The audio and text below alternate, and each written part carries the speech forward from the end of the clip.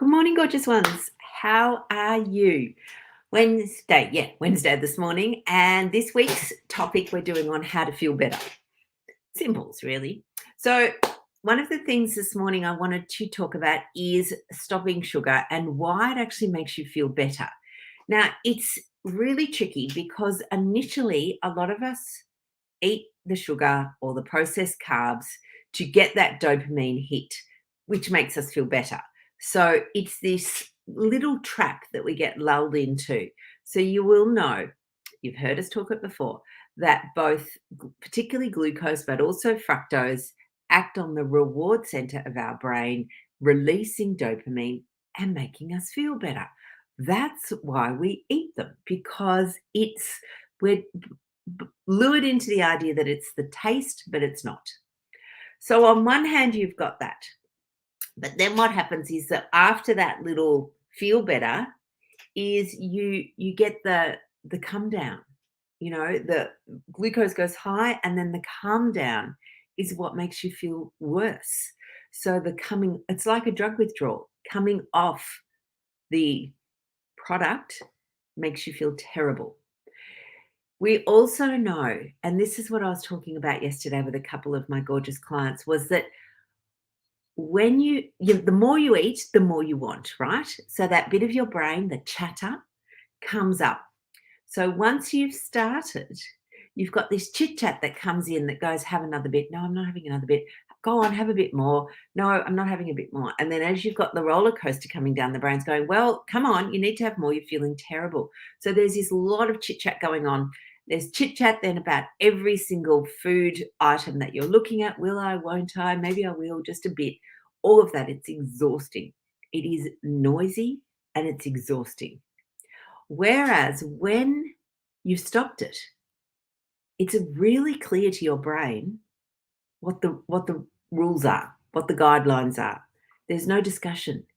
Okay. And I've used this example before. It's like, when you put your seatbelt on, you don't have a discussion with yourself whether you will or you won't. You just do it. Kids wearing bike helmets. Now, I think I mentioned one time that my 15-year-old one day said, can I ride to the bus stop without my helmet? And it's just like, no, simple, no discussion, no bargaining, no, oh, well, yeah, no. And so I find it super easy when my brain knows what the guidelines are.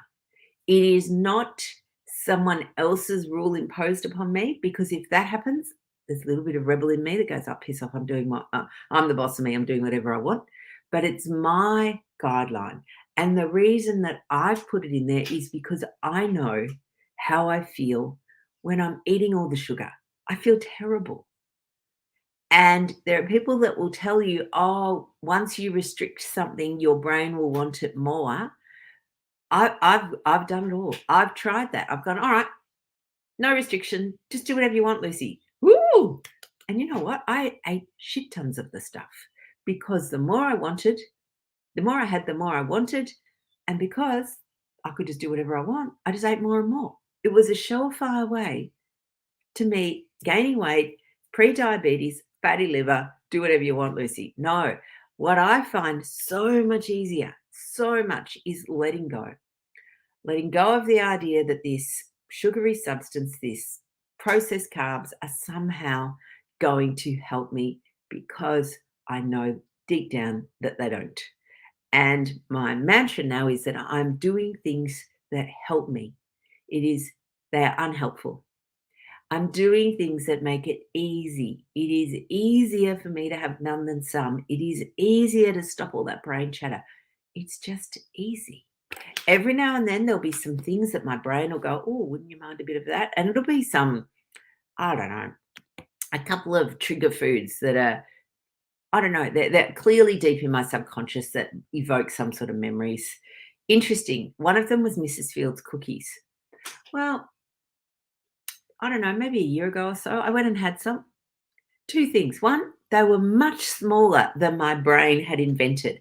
I had invented these great, big, chunky, thick cookies. They were these little piffly things, and they tasted nothing like I had invented. So the thought is often and the anticipation is often greater than the actual product. So I always remember that too. The idea of it is better than the actual reality. And so therefore, it's easier for me to have none than some. I feel better about it. There we go. That's it. So lovelies, this week so far, we've got you're going to do some, music, dancing, you get out in some sunshine and ditch the sugary shit. Simples. All right, beautiful people. I will see you all tomorrow morning with another how to feel good tip this week.